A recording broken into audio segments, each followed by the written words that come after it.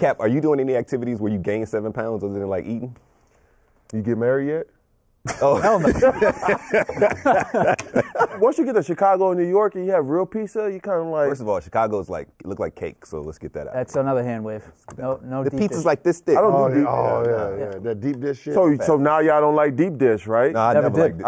I don't fuck with deep. Can I say fuck on here? You can say whatever you You I want. can don't say fuck whatever. with deep dish. I don't eat the front half of a pizza. Like I only do you do. mean? What? So my wife eats the front half and I eat the back half. I'm Wait, like describe the front half though. You're talking like the you eat front only part of the crust? triangle. Like so, if you dissecting a triangle, the tip of the triangle I don't eat. I only eat the back half to the crust. Type of psychopath are you? What are you talking you about? mean You like don't a eat the regular trapezoid? pizza like normal. No, if my wife isn't with me, I rip that part off, and I just like if you look. Oh, at he leaves the good pieces for everybody. So okay, so you saying the crust you just eat? well the crust in half of the piece. Yeah. So He you're just don't like the tips. He just don't like. So basically, just if it's a circle, just cut out the middle. Yeah, to his wife. Yeah, make it a donut. Yeah, give me a keeps the donut. Yeah, I don't want the pie. I want the donut. You know what I'm saying? I've never heard that before. Yeah, That is it bizarre. works in relationships.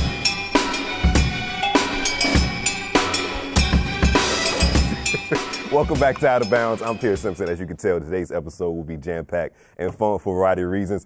I have Complex Sports editor Adam Caparel in the building. Cap, how you feeling, man? You doing all right today? Doing all right? Special episode. I feel it already. Next to Adam Caparel, well, sort of next to him today, is Mr. Gilbert Arenas. Gil, how you feeling? Feeling good. I love how when I'm about to introduce your name, you look at me puzzled. Yeah. Like I'm going to forget it. Yeah. Like you forgot mine on Yeah, the time. So anyway, next to Gilbert Arenas, special guest on Out of Bounds today, we have Mr. Martellus Bennett in the building today. Marty B, how you feeling? I'm excelente. I was hoping he caught it. He's like, I'm good. That's why I started speaking Spanish. You said, "Marty, be like, He had a back blast to in the 08. past. He was like, yo. 08 again. Now, Marty, you had a successful NFL career, tight end for, I would say, some of the most prominent franchises in NFL history. We had the Cowboys. what happened? Why you say had? Like, you just hanging me up. Hanging me up. There's been reports that you're going to You did a retire. good job. It's time for you to come over here now. Listen, you bought out. There's been reports that you're going to retire. Are you not retired? Or you? I don't know yet. I'm You don't still know? contemplating. Still contemplating? I have options. Like, I'm at the point in my life where I don't have to play, but if I want to play, I can. So that it's means you just, got that bag, is what you're saying. I saved. I like it. I saved. The best money is the positive money. True. But you're also creative director and of the children's media company, The Imagination Agency. How's that been so far? It's been great, man. I've been doing, so I make films, animated films. I make interactive children's book apps. I also make children's books. I make toys. So pretty much I'm like a Black Walt Disney. So, but like for me, like the cool thing about my company is that all my stuff is about representation. So I write a lot of stories about characters of color in different situations, and not focus on their color, just focus on their awesomeness. And so I do a lot of stuff for black girls. Like I work with Black Girls Code, so I'm always trying to prepare kids to code and use art as a tool, and not have to feel like they have to dribble a ball or catch a ball to get out of the situation that they're in. So I'm with it. So, Marty B, you're on Out of Bounds. You ready to get into some sports topics? if I'm out of bounds, that means am I getting in the game? Once I get into the topics, It or means am I, like everything's a go. You can just go. It's like off the rails. You can, yeah, you know. I'm down with that. you hate No a coach? boundaries. If you hate a coach, say it. You hate a teammate, say it. I've already done that. He's like, I'm not following that. That was too much. They know who they are. He's like, that's a headache. I'm not doing that again. But the Cleveland Cavaliers seem to stay in the headlines all the time, no matter if they're winning, losing. It doesn't matter. But they're in the headlines this week because Coach Ty Lue is stepping away from the team to address health issues and handing over the coaching duties to associate head coach Larry Drew. Ty Lue is 40 years old. He's been unable to finish coaching games 3 times this season due to illness. And latest came on Saturday night's 114-109 victory against the Chicago Bulls. Ty Lue had a statement on Monday. He said, "I have had chest pains and other troubling symptoms compounded by a loss of sleep throughout the year. Despite a battery of tests, there have been no conclusions as to what the exact issue is." According to team sources, he's also been coughing up blood. As a player or as a coach, how tough is it to step away? First of all, as a player, you can't fucking step away. There's no step away as a player. If you're Talking about, coughing- emotional problems, that does not happen. You cannot do that. Hey, you know Derrick Rose has done that twice in his career. That's rare. That's rare. But you cannot do that as a player. Like, as much scrutiny as we go through, if we pull this, I'm gonna take. Hey, you take my place for a little bit, I'll be right back. They would say like you're a coward, He's no mental toughness. He's But I give a coughing fuck up about blood that. and That's a chest pains. source. Coughing up blood. Source. That's I see- coach. I see guys cough up blood at halftime and go back out and finish the game. Hey, that's not normal. Yeah, but It's they not didn't spear healthy. tackle. It is normal for us. That's Yeah, what I know. Not for we're basketball. gladiators. But that's it for a basketball player. Like these Yeah. coaches are teaching you no excuse. I don't want to hear your excuses. You come out there, do your job. Like, all right, cool. Now you telling me you sitting right there with this $1,000 suit on and you got problems? You want to do just fall out in the game? Fall out right there. Let me know it's that serious. Let me know it's that serious. You fall the fuck out right there.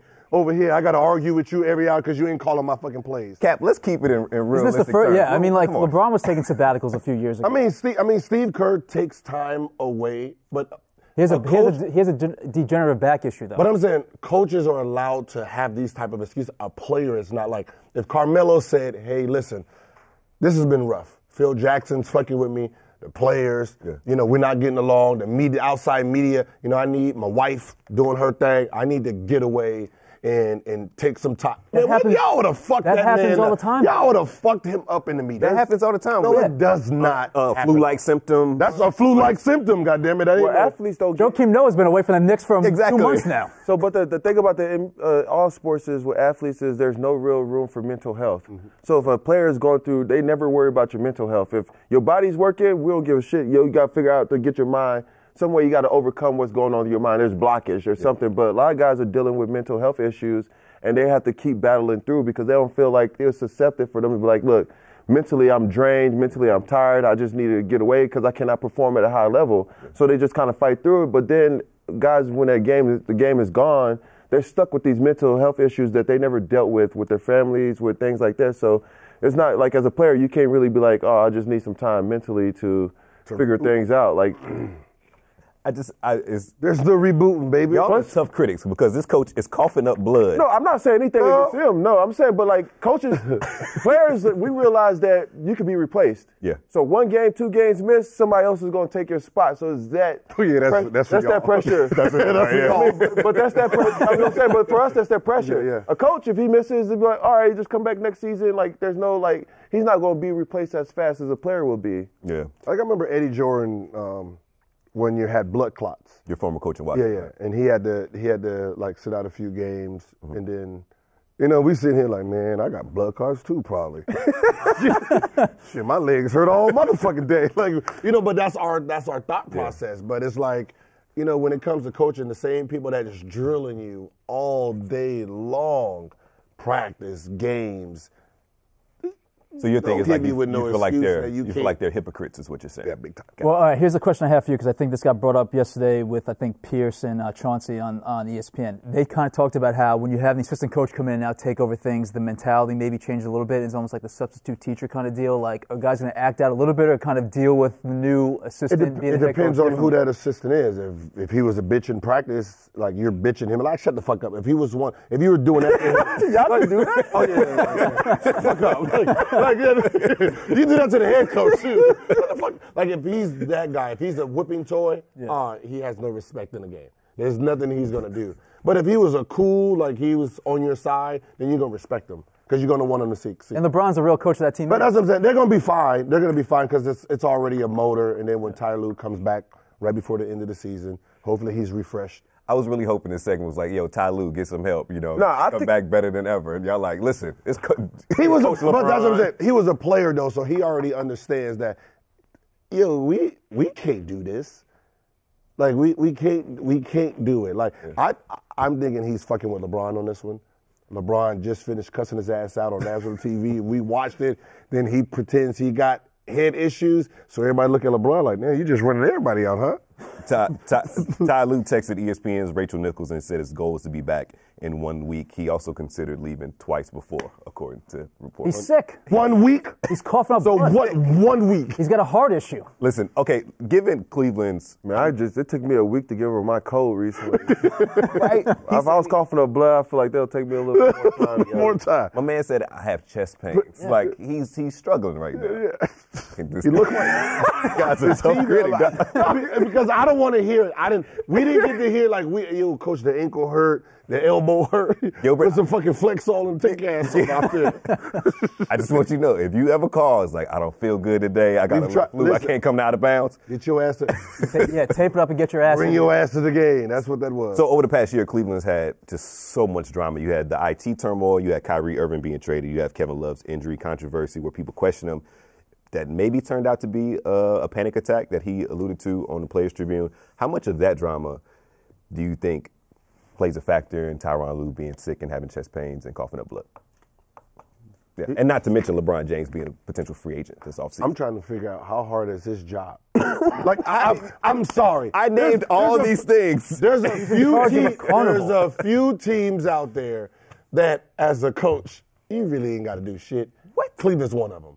You sit there, you look, do all this. They traded hey, LeBron, 75% of the roster. He didn't trade shit. He didn't do nothing. They did that up there. So LeBron, what?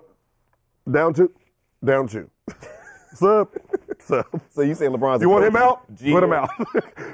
Yo. You ain't doing fucking nothing out there. Like, I mean, let's be honest. You got to carry some of that load, though. If you have, there's just all these, because as a coach, you're a mediator between everybody. Like, so you got wherever IT is going through, and then I heard that he was trying to get people to turn on Kevin Love, and Kevin Love was like, but who does, what kind of grown men do that, though? Yo, it sounds like y'all fix your own life. Like, that's what I said. There was nothing Coach Eddie could tell the players that was going, I remember, true story, big ass fight going on, like Brendan Haywood and Eton. Yeah. Eddie Jordan comes out in a robe. What y'all doing up here? It's a straight brawl, like two dudes going at it. And he gonna ask her, so what y'all doing up in here? I better stop this shit, and walked out. Where you going? I'm not gonna break this shit up. Yeah. It's just gone. Yo. Players police themselves. Like, It's fucking Tyrell ain't got shit to do. He's gotta get healthy. Yeah, get healthy. I gotta get healthy. I just want my man to get healthy. Thank you. Get healthy. LeBron got to get healthy too. LeBron sit out fucking 25 LeBron's games. healthy. You didn't see he's doing LeBron sit out 25 games. He need mental health. And see what everybody say there. What is that, a perfect push-up? That's created by What's a Navy SEAL workout? Yo, if y'all feel this way about coaches, next time we're going to talk about, he might have made the wrong decision. Penny Hardaway is now the new head coach at the University of Memphis men's basketball. Penny started at Memphis when it was titled Memphis State back in the day. He was there in the early 90s, 1993 NBA draft pick, 3rd overall to the Orlando Magic. This is your guy. Shout out to him. Traded for Chris Webber in that draft. He hasn't coached college, but he coached AAU basketball in the summer at a high school level, and he was the head coach of Memphis East High and won his 3rd consecutive state title this past weekend. Penny is expected to bring some excitement back to the program, which failed to make any postseason tournaments this year, over the past 2 seasons under Tubby Smith. How do we feel about Tubby Smith? Tubby Smith, yeah. Tubby made his rounds. What do we think about Penny being the head coach at the University of Memphis? I'm excited, man. Anytime you see a guy take that next step in his journey for life after whatever his sport is, and he's been coaching, college basketball is a little bit different because you want to have a coach that can get recruits in. So obviously having Penny Hardaway in that position is going to be able to do that. And it's going to bring some excitement because he's a hometown kid as well. So I think it was a good move for the program to try to rebuild and retool it. But as a player, if you're a player in the situation, you're a player in Memphis, you're like, this guy's never coached in college, and now all of a sudden he's the head coach. It's Penny Hardaway. I know it's like he's damn near in these kids' eyes close to Jordan. Right. You got to remember this generation, because you got to remember he has the 2nd most popular Nike shoe moving. So all the kids know who he is. So when you're talking about a basketball player and he now is a head coach, you're going to have recruits trying to get there. Yes. Right. Just because they feel, the team's going to be Penny Hardaway up. That's how. But what's ironic, 17-year-old Steve. Memphis might have switched to Under Armour. We got to do a fact check. They're going to switch it back. They might have a hard time getting recruits. Yeah, they're going to switch it. They're going to switch it back. I'm pretty sure they're going to switch it back. Okay, I was about to say that'd be tough. Because those contracts are predicated on who the coach is. Okay. But you want me to throw cold water on this? Go ahead. Bad move. No, stop it. Yes, bad move. Why? Because you're setting yourself up for Memphis to have a messy situation down the road. You're bringing in a guy that has no head coaching experience on the college level. Yes, Penny's going to recruit the guys in the Memphis area that is rich with basketball talent and hopefully bring them in. Stick with me. Don't lose me just yet. But He's going up against guys in the AAC that you may clown in that conference, and I do as with my alma mater being in it now. But you have really good head coaches in there. You have Kelvin Sampson. You have other guys like Mick Cronin. You have Greg Marshall with Wichita State. He's going up and scheming against guys like that are going to run circles around him. Yeah, your first or second year, he's going to take every top recruit away from them. It's Penny Hardaway. This is like Michael Jordan being a head coach. Okay. In college. And then you have at North Carolina. Then you have massive expectations to live up to with the booster around the program. Think about they don't have no expectations to live up. They didn't make the postseason. I know, but Tubby was bad. Tubby was a bad high. Think about Jordan going to North Carolina, and he's the head coach. You think Duke is getting another fucking top recruit? How are all these guys going back to their alma maters doing? How did Kevin Ollie work out for UConn? Gone in 6 years.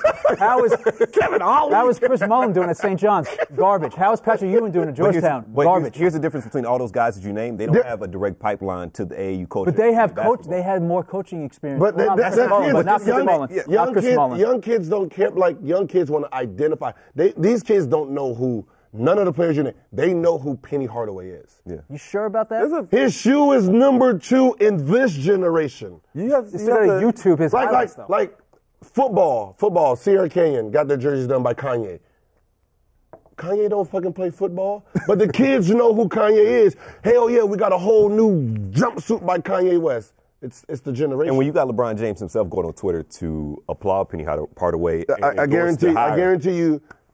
Next summer or next year, he's going to get some awesome recruits for sure. His pipeline is phenomenal, but again, like translating the phenomenal recruits to actually being a really good head coach with all that's entailed in college level, there's a lot of shit to deal with. But they like when you're a college coach, you build a team around you so that you can just do what you do best, which would be coaching. But I think that for anything, like it's always crazy because as an architect, before you could build a building, you have to build a building, right? Yeah. But nobody wants to let you build a building until you build a building. So it's like, where do I start? Do I start here? Do I start there? So I think that it'll be interesting to watch him, the way that he grooms the kids, the men that they're coming in. But Memphis is like they're a place that haven't done well for a while. So expectations are low. So any success is going to be great, and he's going to be able to stack up there. Plus the alumni, they want to see Penny too. No, they have a great fan base, and they can sell at the FedEx Forum, down in Memphis finally for the first time in like years. But also let's see if Memphis can get its third, vacated Final Four. Let's see how many. He came in hot. Go for it. I mean, why not? I just want to set your expectations high. How many recruits jump out of their commitments to schools to go there? Going to be a lot. Well, there's rumors because you got to remember he's a guard. So since he's a guard, high-level guards are going to want to play under him. But he was a hybrid guard. But to get ready for the NBA. Yeah. But just like Saxon. Yeah. And you look at the coach, Avery Johnson. I see why he gets loose like that. They probably bring in other, and then who he is going to staff him. So there was rumors that Larry Brown was going to be a part of the staff. Because Larry Brown's the most corrupt and crooked college coach in the history of mankind, so you can't really do that. He's it all. Yo, Larry Brown runs young players into the ground. Yeah. That is not the right. But Penny's probably got to pair himself with an experienced either head coach or a high-level assistant, you would think. Yeah. But I mean, I think he could do it. More power to my brother. Yep. Keep going, man. Penny, I'm a big fan of you, little Penny. I had the Penny Hardaway. I'm just saying. He's trying to get some phones. He's trying to get some phones. He ain't slick. He's like, hey, man, I love you, bro. Listen, if he needs me to come down there and help him out, I got him, but I don't want to live in Memphis.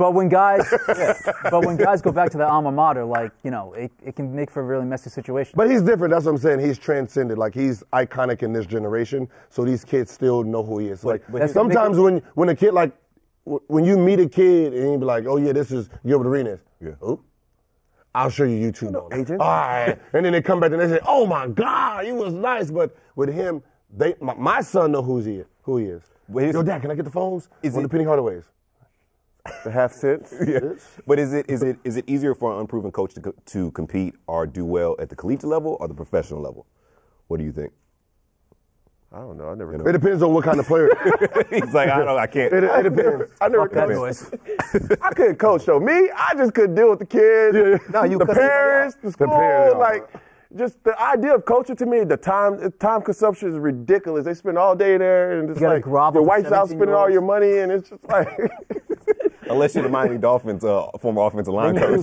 Then you allegedly do cocaine on the strip. Allegedly? If he was black, there would not be no allegedly. He did cocaine on the There was a video. Saw him do it. But it's still allegedly. Allegedly what? It happened. We saw it. He put the finger all in the gums. I said, yeah, it's not alleged no more. He in there. I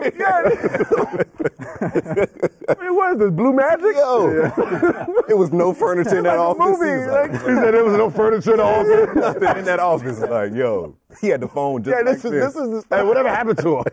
crickets. Yeah, nothing. Auditioning for the sequel of Blow. That was a great movie. Yo, I don't think. Yeah, Shout out Johnny Depp. I like Johnny Depp. they trying to figure out why the Dolphins' offensive line plays. Come on now. All right, keep it moving. When should athletes begin preparing for their post-playing career? We bring that up because we have two guys that lead great examples right now. Martellus, starting with you. You are continuing to build your children's, basically, media company while you're still playing and figuring out what you're going to do next. But, we talked about it earlier with, the Imagination Agency, which is inspired by your daughter. Yes. And your goal is creating children's media that features children of color. And you self-published your first book, Hey AJ, It's Saturday, in 2016. And your second book, Hey AJ, It's Bedtime, is available for pre-order now. So this is something you've kind of had in your mind for years, or this is something that's kind of recent?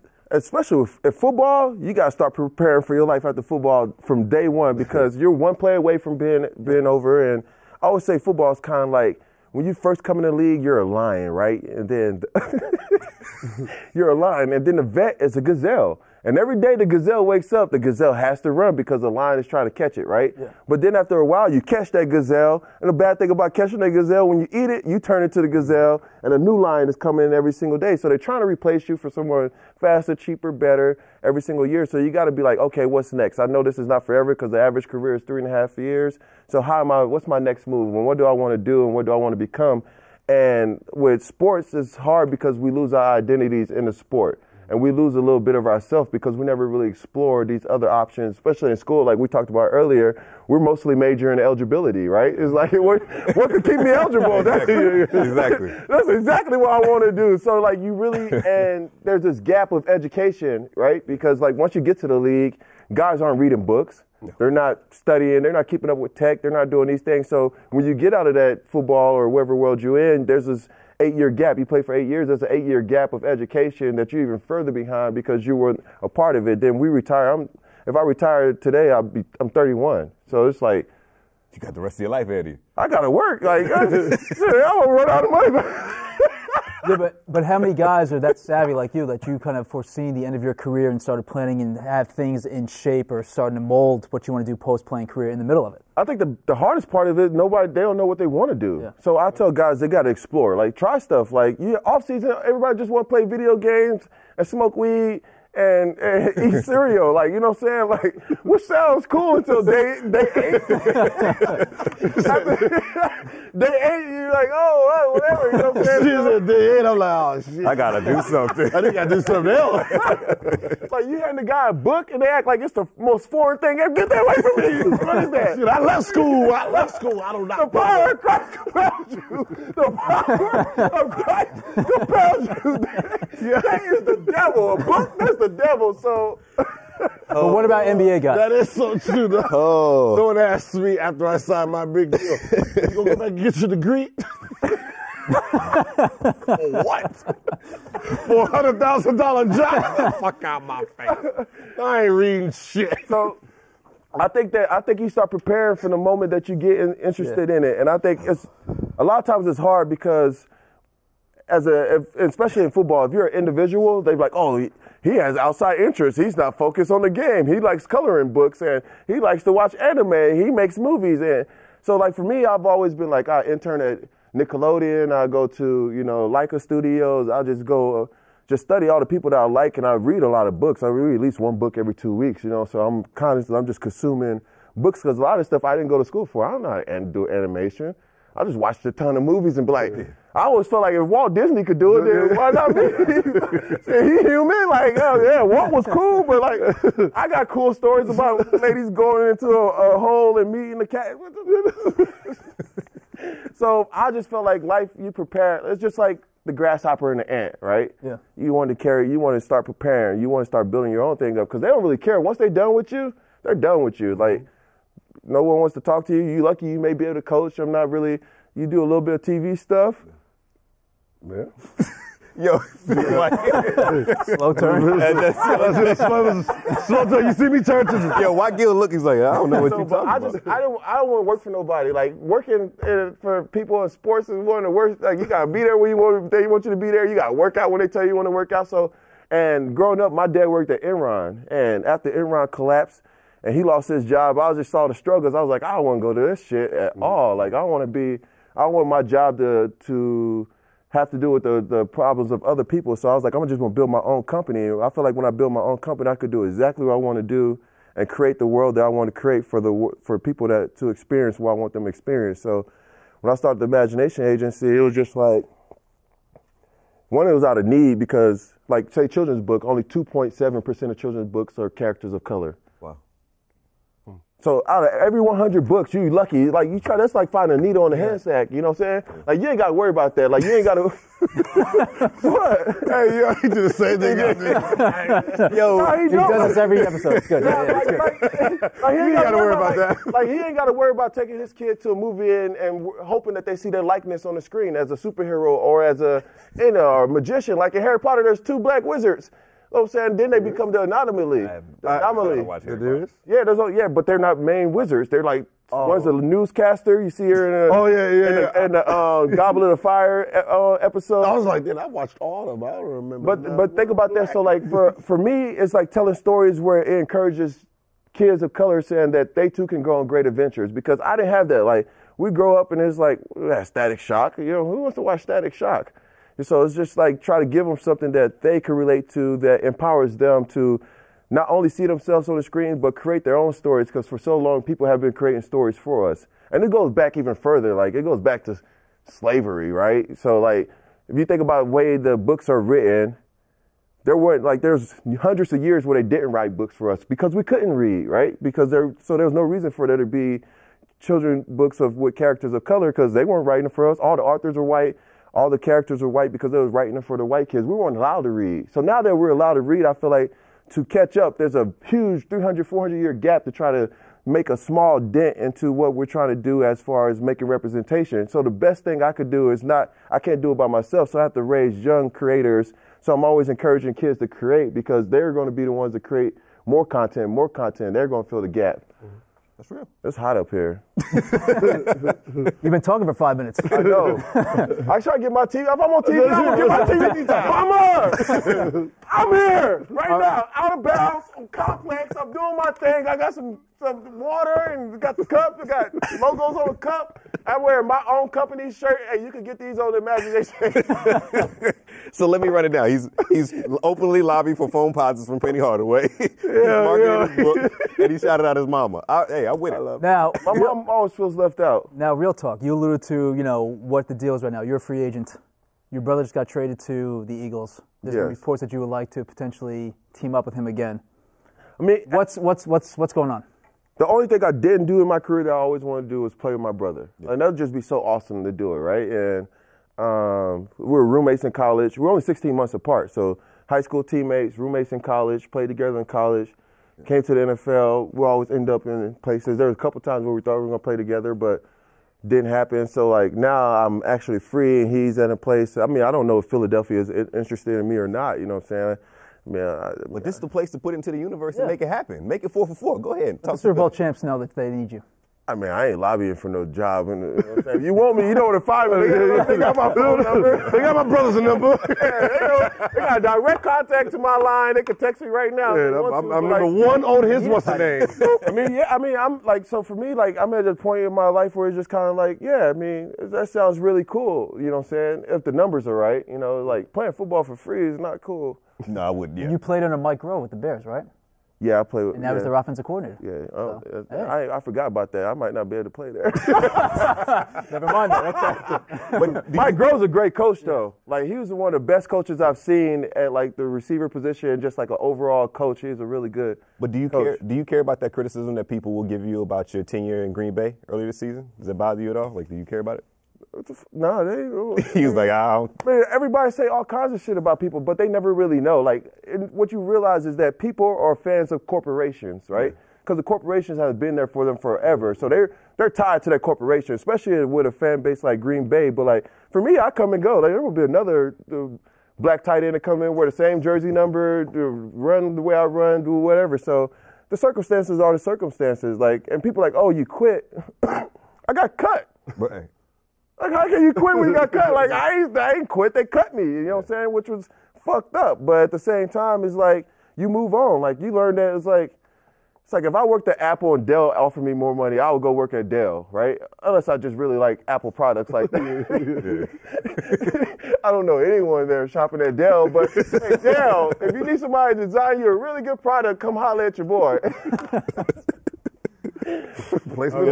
Oh man. No, but like I'm not really upset. Like it don't really bother me because what can they say about me that they haven't said about me, right? That's real. Man, I got a beautiful wife, a beautiful daughter. You know what I'm saying? My house is nice.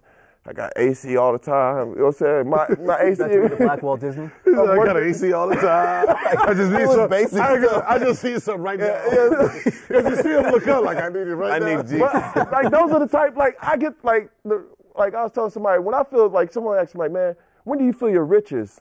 It's like there's 2 times where I felt very rich. One time I have a standard poodle named Wednesday. I was walking my standard poodle and reading a book. And I was walking her without a leash, right? Because she's totally trained, right? I'm like, stop. She stops and let me catch up with her. I'm flipping my pages. So I felt really rich that day because it was in the middle of the afternoon. Everybody else was at work except for me. And then the next time was like I picked my daughter up from school like at 12, and by 12:27, we roasting s'mores in the middle on a Thursday afternoon. It's like s'mores is like this thing where it's a whole thing. Like, let's go roast s'mores. Let's camp out. It's Thursday afternoon. I'm out there roasting s'mores with my daughter. We sharing s'mores.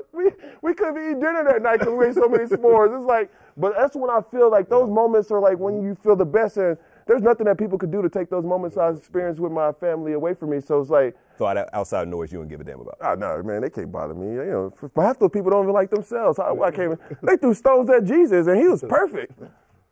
Sound like real talk to me? They would throw stones at us. Like somebody probably throw. They could. They probably throw one through the screen right now. It'd be at It might be me. It might be me. You didn't return my text, man. Yeah. They leave all these comments. Like people leave these comments and stuff. Like okay. Oh, trust me, this dude that hates my guts That's every day. Well, actually, he came around. He's like, you ain't showing personality this entire season. Now you finally doing it. He likes me though. Yeah, he calls you a white N-word. Yeah. So. Wait. Yeah. What? That's a white nigga right there. Yeah, he calls him the white N-word. How does it make you feel when someone says that to you? I'm part of the crew now, you know? You're not that part of the crew, He didn't right? know what to do. He didn't know what to do. He said, You don't want that burden on you, bro. You don't want that burden on you. no idea what to do. Makes white people Uncomfortable. Oh, your brother's book. What makes white people uncomfortable? That right there. Yeah, my brother has a book coming. I wrote the foreword in it. I have to admit that the foreword in there was just so fantastical. It's like I used a full metaphor for like 1,000 words. It's just one full metaphor, and it's just beautiful. And now you have promo that you can cut. Yeah, send me a copy. Yeah. Use it. Just what makes white people. Yeah, let me know if it makes you uncomfortable. I Yeah, don't know. Next topic. Jordan Clarkson. Yeah, can we move on to Jordan Clarkson now?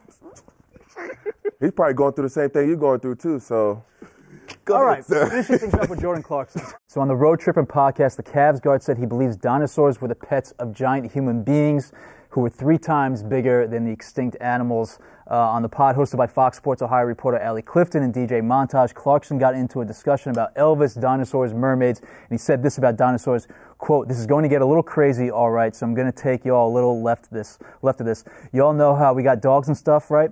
So I think there were bigger people in the world before us, and the dinosaurs were their pets." Is he out of his goddamn mind? Let me give you this line where I knew he was definitely out of his mind when he said this quote.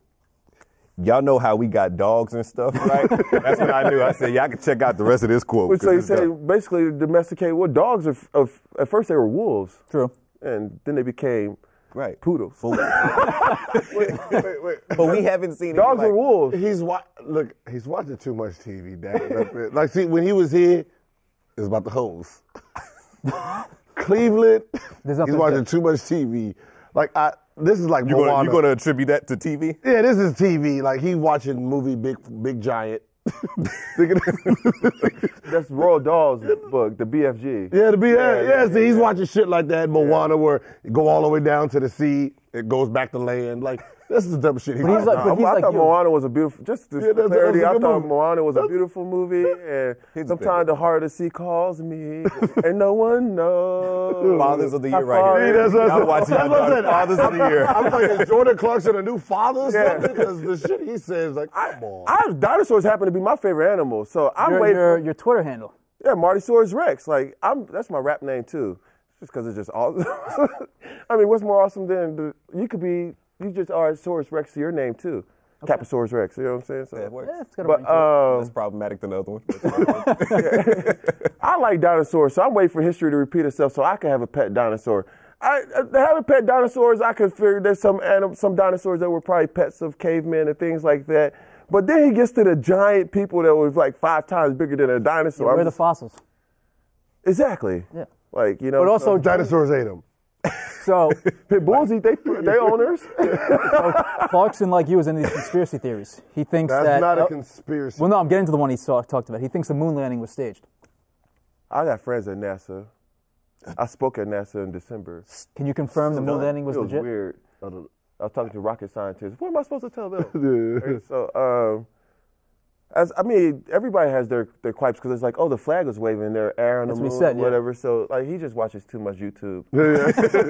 He's bored in Cleveland right now. But I think the idea of like, I think there's mermaids, but He thinks there's mermaids too. Yeah. because the ocean is this vast depth of place that no one. It's more. We know less about the ocean than we know about space. Yeah, they said 90% of the ocean hasn't been discovered yet. Yeah, you can't even you go so. But I think we would have found a mermaid by by now.